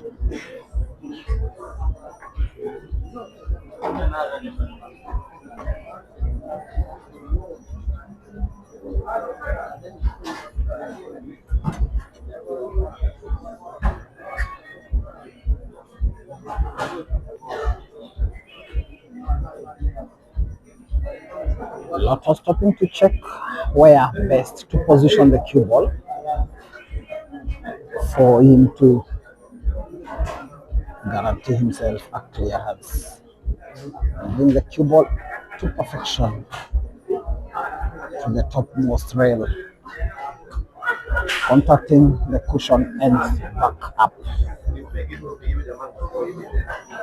Now going for black to the right hand side center pocket. Goes for accuracy, and now Lotto goes to the heel first. 5 frames to 4. Lotto with the lead.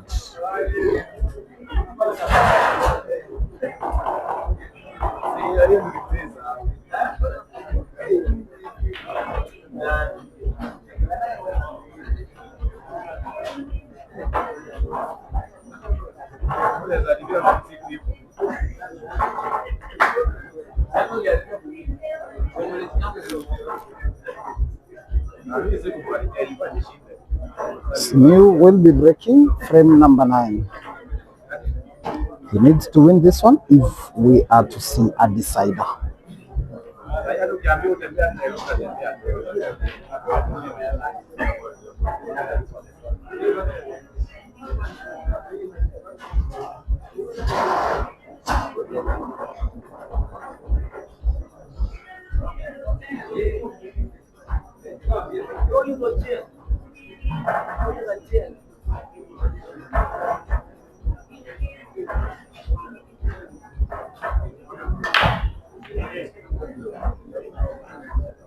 KISUMU with the break.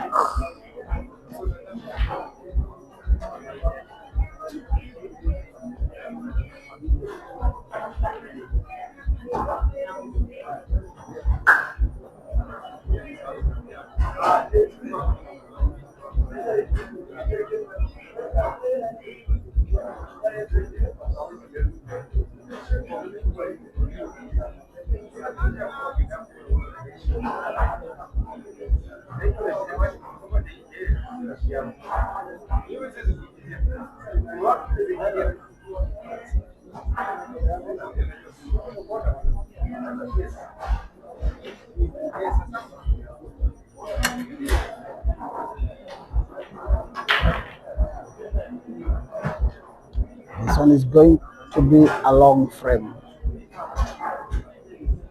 especially that poor break by KISUMU. As one keeper been saying, KISUMU make sure that one. Lotto going for the opening of the frame, going for a cut on his yellow, ends up putting the yellow and the cue ball with that sharp cut. Now the advantage is back to KISUMU, who has a chance for an equalizer. KISUMU complicating the frame even further. Simiyu now beginning to play tactical. Lotto is on the hill. He needs only one. Simiyu needs two. Simiyu becoming the more cautious of the two players.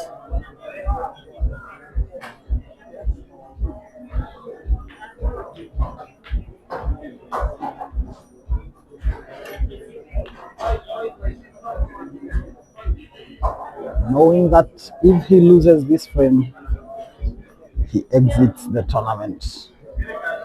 If he wins it, we are guaranteed a decider. Sorry.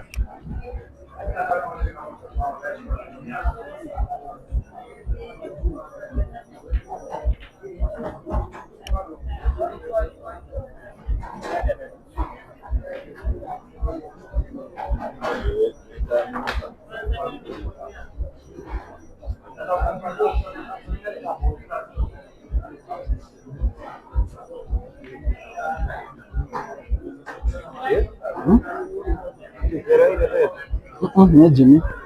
Jim. Direre.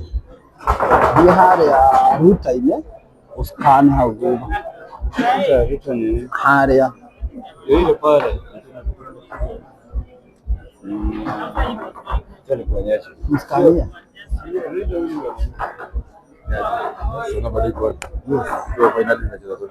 Yes.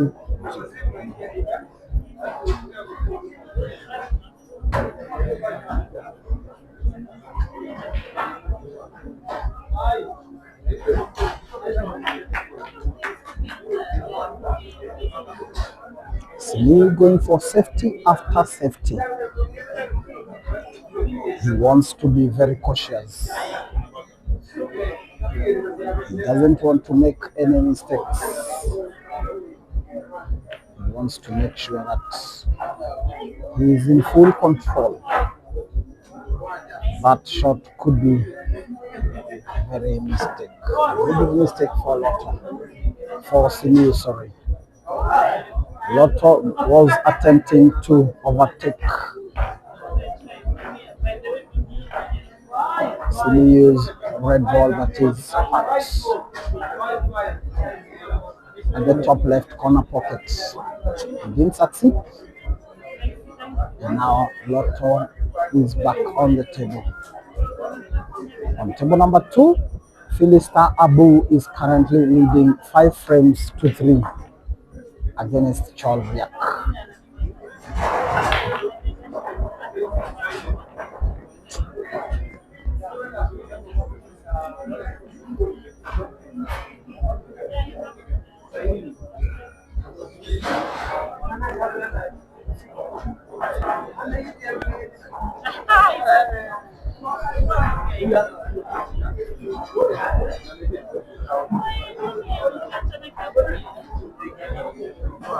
Simiyu attempting to go for the kill with his very fast, realistic chance. It's not looking easy. He has the capability to turn it around to his advantage. Simiyu going for the cut to the left-hand side center pocket. He pops. Now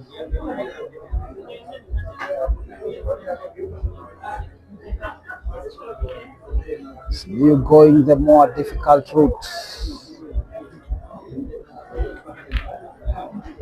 If I was Simiyu, I would have started with the combination shots to at least guarantee myself not an easy cue ball, but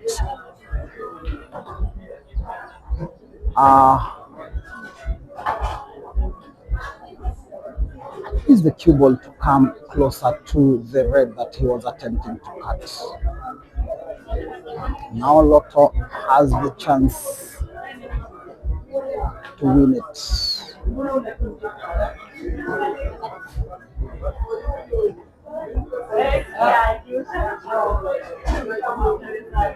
Lotto has positioned himself not so well. The cue ball is not in the best position. Pato. The hand pot goes for the pot wheel is black ball. Should be having a path to the top right corner pocket where we have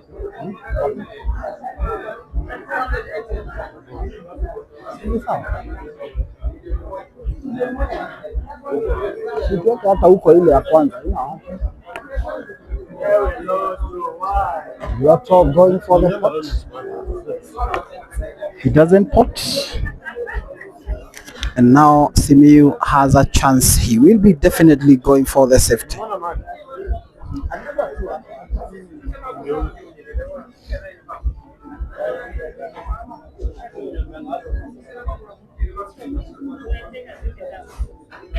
Going for contacting but he doesn't contact it. Now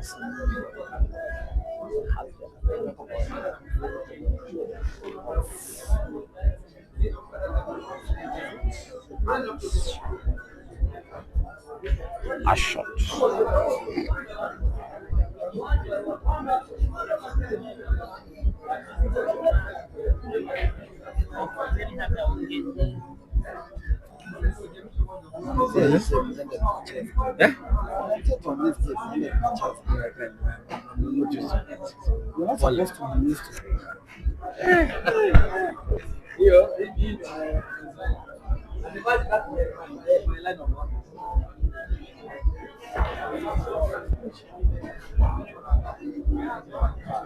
KISUMU pulling a very, very good shot on the bank. Opening up the black, leaving himself with the advantage.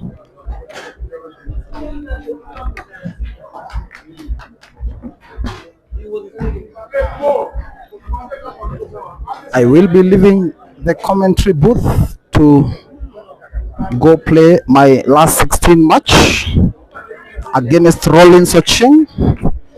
So I will leave you in the hands of Joseph Mugisha.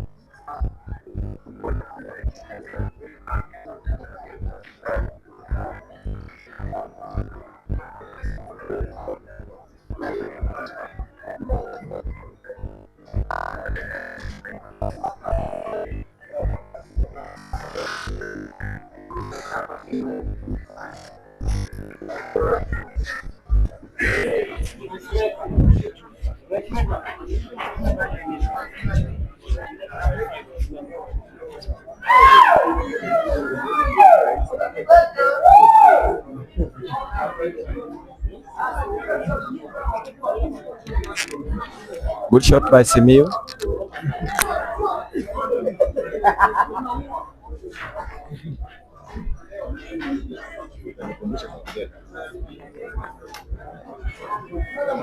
Foul shot. Foul shot by Lotto.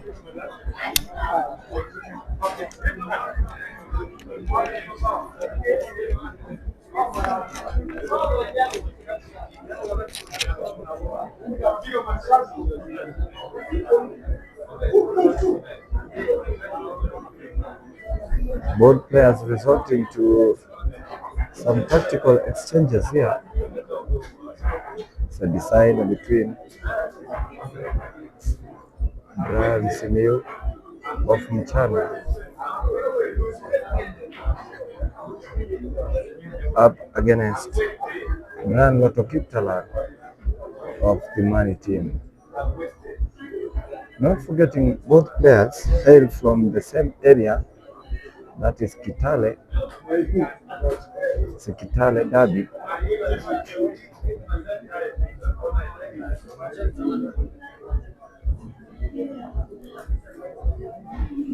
It's a tactical exchange between the two players.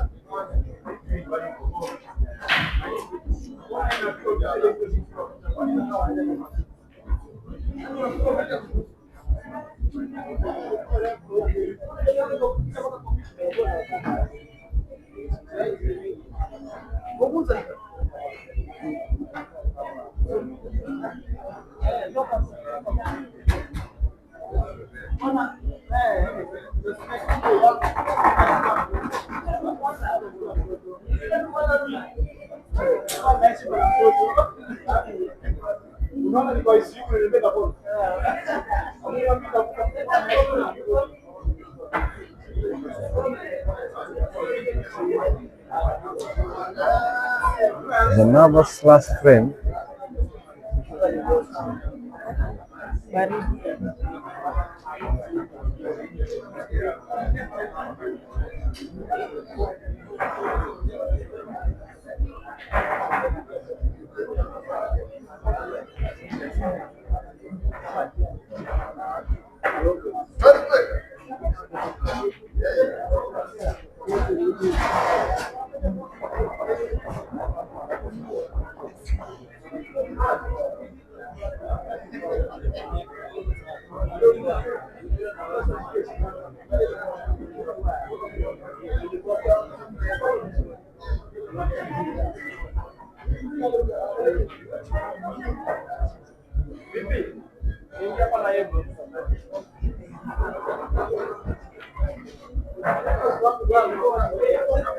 Desperate measures from Brian Lotto.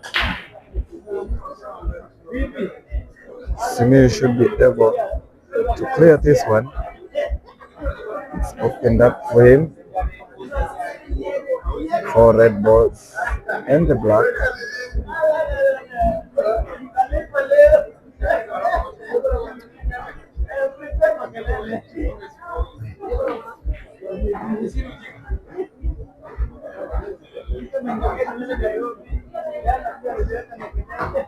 It's a nervous frame, this one.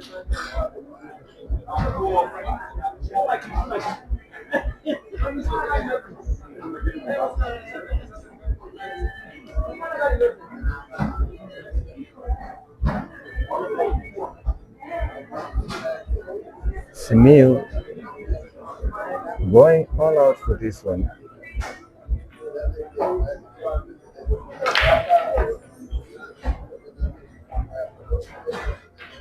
Good shot by KISUMU, confident one. One last shot. Good shot. He needs good positioning off the black. He needs very good shot here. Failure to do so could be fatal. He goes for the center pocket. KISUMU on the black.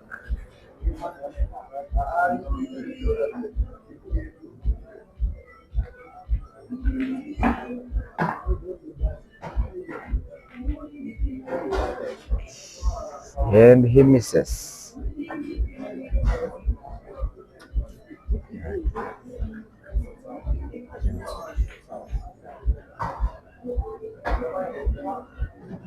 Lotto opts for a snooker.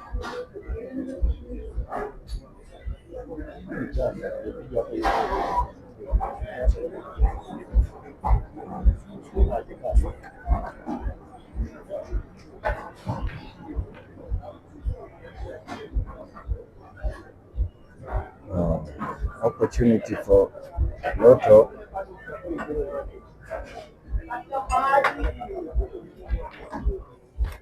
Should be able to walk away with this one.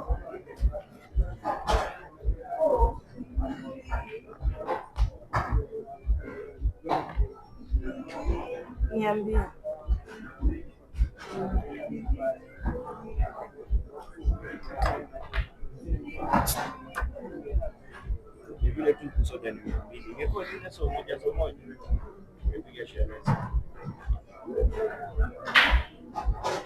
Hata sisi tumewapatia time yetu. Lotto onto his last two balls.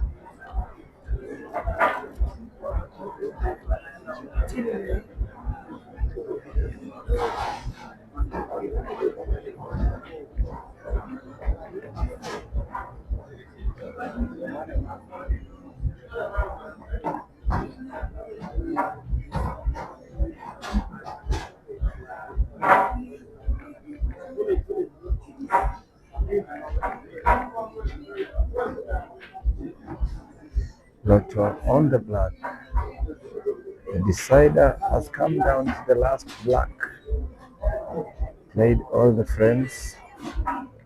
Have come down to the last ball. It's the last black ball.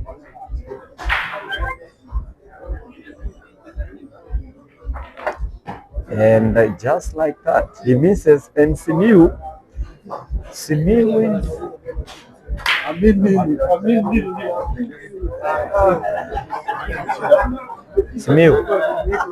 KISUMU emerges victorious. KISUMU emerges victorious in that battle.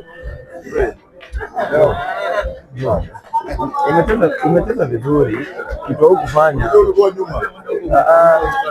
hukufanya amepeleka white mbali sana.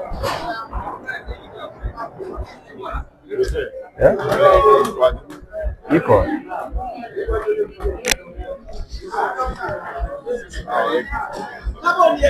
hapa.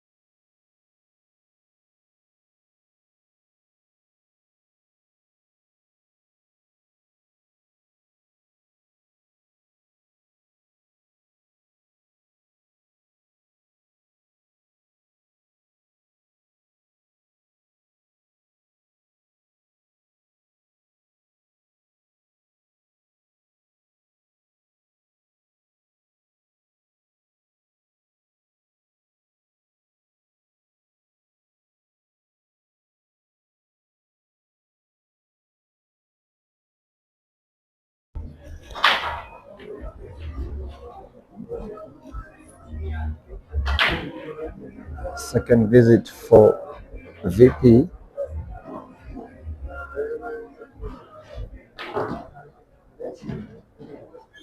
Tends to play the white and a lot of left English, but is blocked by the yellow. Second visit for VP.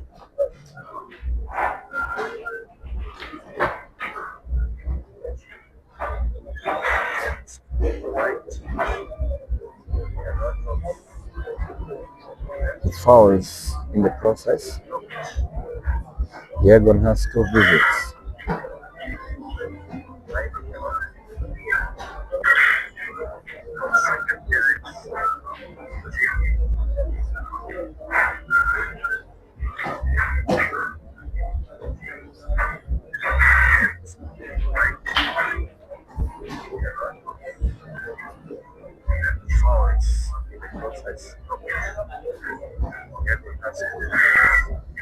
And with the layout on the table, this should be game gone for Yegon.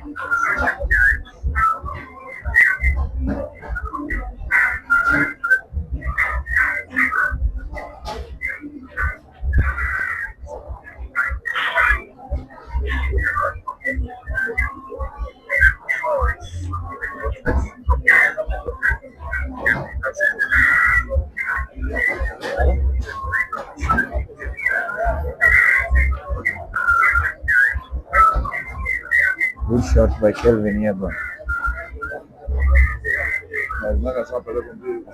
Huh?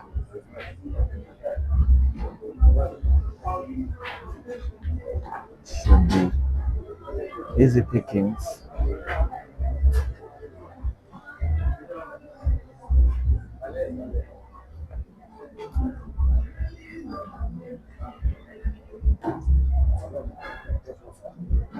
On to his last yellow and the black to take a lead for the first time in this match.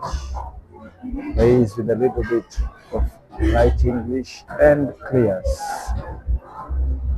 2-1 Yegon. Mfari, mtu akicheza pande ile, pia pande hiyo ilikuwa foul. Ni vile siwezi ingilia hii game. Ilikuwa foul. Wakati alicheza hii ball huku, aliguza ile ball. Na inasema aliguza. Hata Loto amekuambia Baraso unaona anacheza ile side, jipatia ango. Sawa sawa.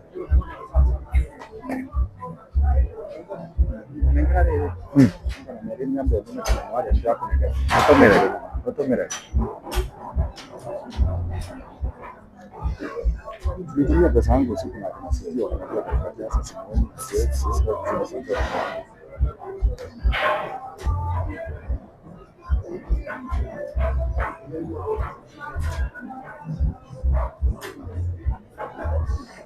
Frame number 4. VP. It's Kelvin Yegon to break.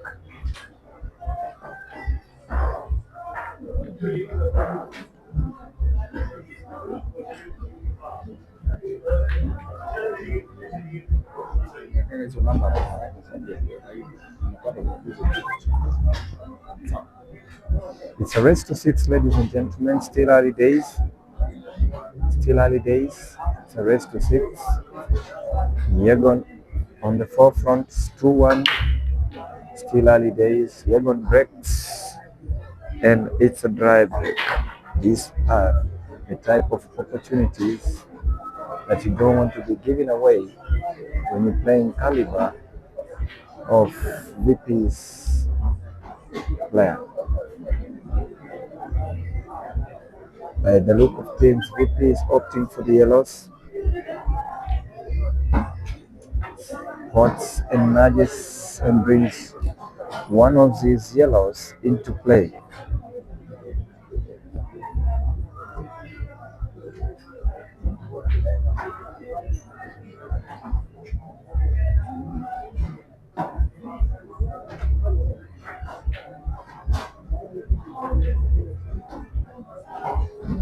But with the layout on the table, I would be forgiven if this game wouldn't go down the drain. It's VP on the yellows.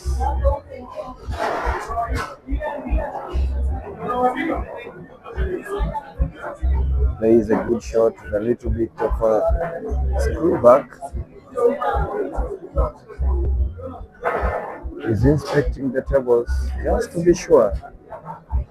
They say until the last ball should keep on playing and executing. The good pot, but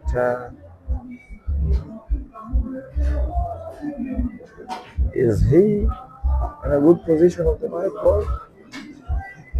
Let us see. We'll need a screw back on that ball to try and match the red and keep. Oh, that is not what he anticipated. Because now we'll need to play a somehow tricky shot.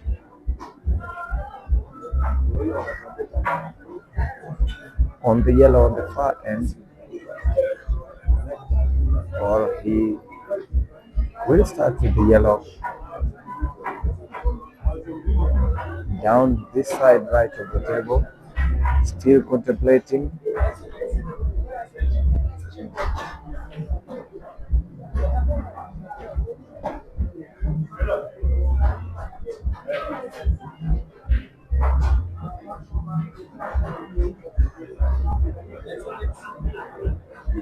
Referee checking his watch.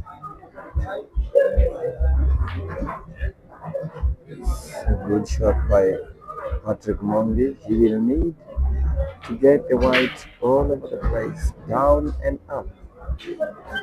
Let's see what he does with this white ball. Whoa, whoa. He messes up. He doesn't get the white ball that he intended, but should be able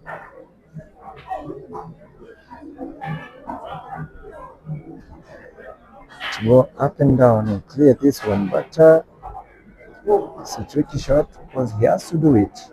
Anything less than that, the frame will be as good as lost. He aims,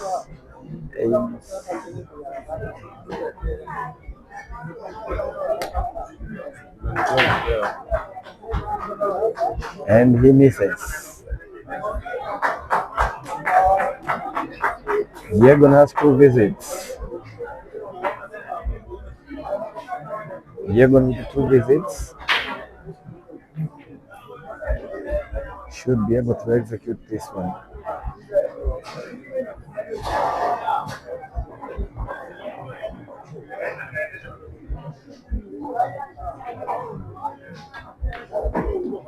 Confident shot, confident pot from Kelvin Yegon on this first red. This should be a drill right now. What's the second red? It's just the layout and the pattern. This should be game fast.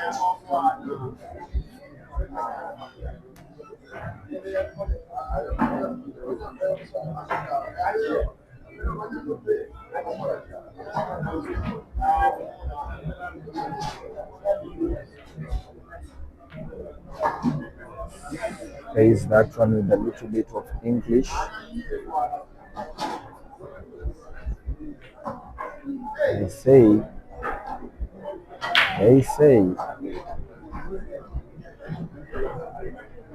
at the easiest is when you're vulnerable.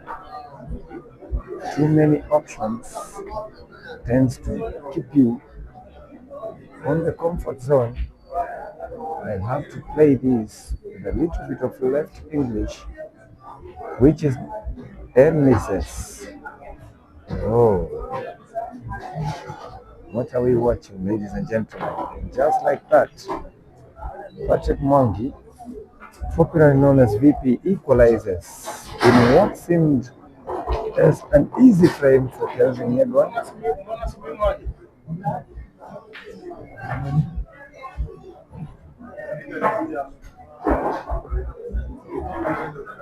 Uncharacteristic misses from both players.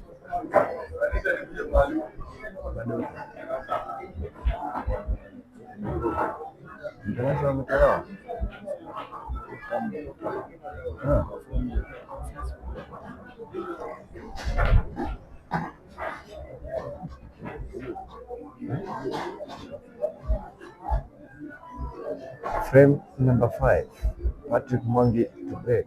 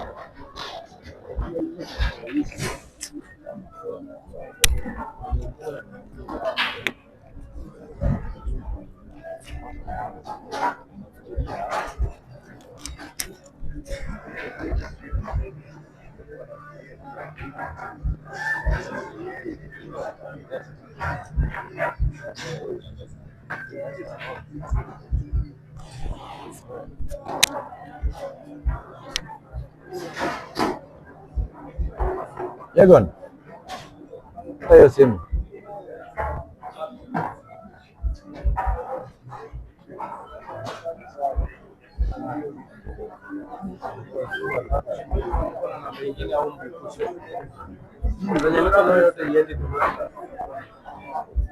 Labda ameenda kukula.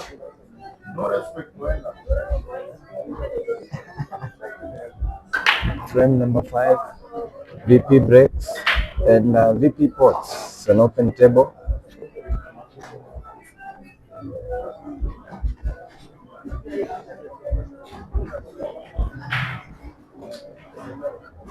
Open table.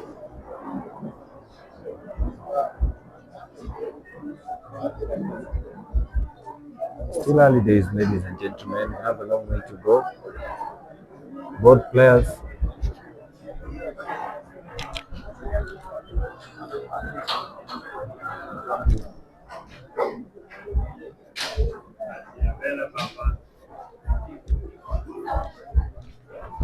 Muga.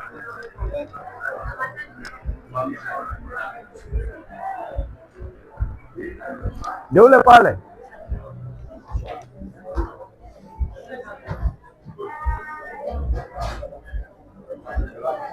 VP puts himself in an awkward position.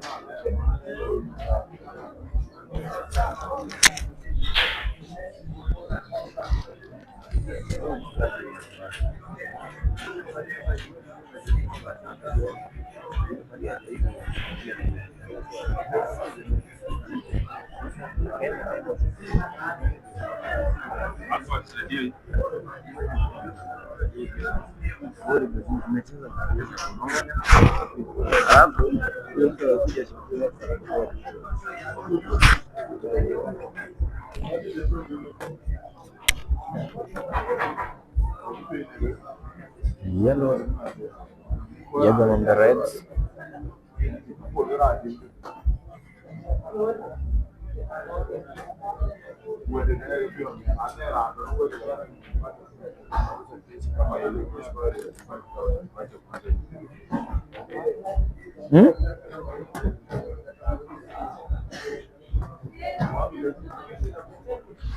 Wapi niende?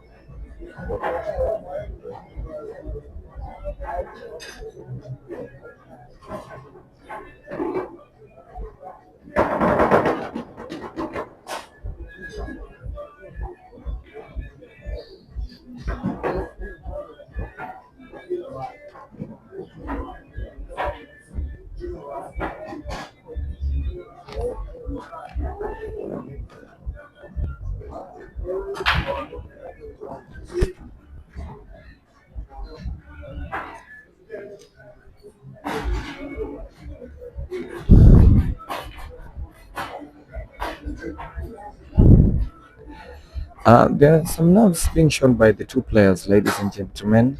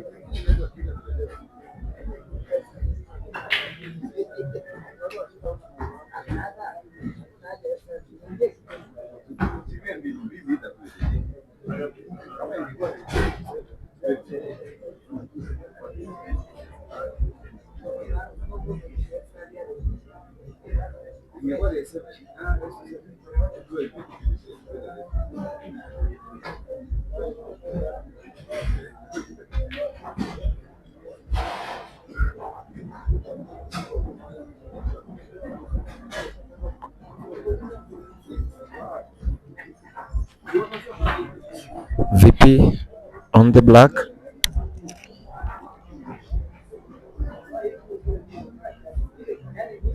He aims, and he puts. He regains his lead. It's VP 3, Yagon 2.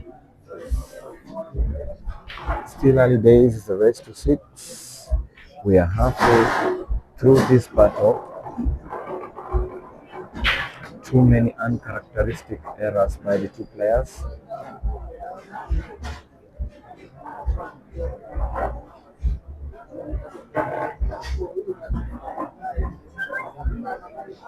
Na Tanganyika alisema sema nini huko? Tunatoka tu hapa. Frame last 16.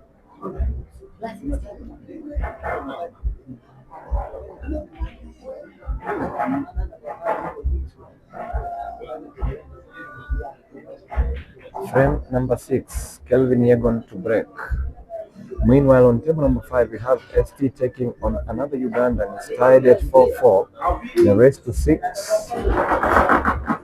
On table number 3, we have David Mbuthi, aka BK, taking on Evans Kiprotich, popularly known as once or the surgeon.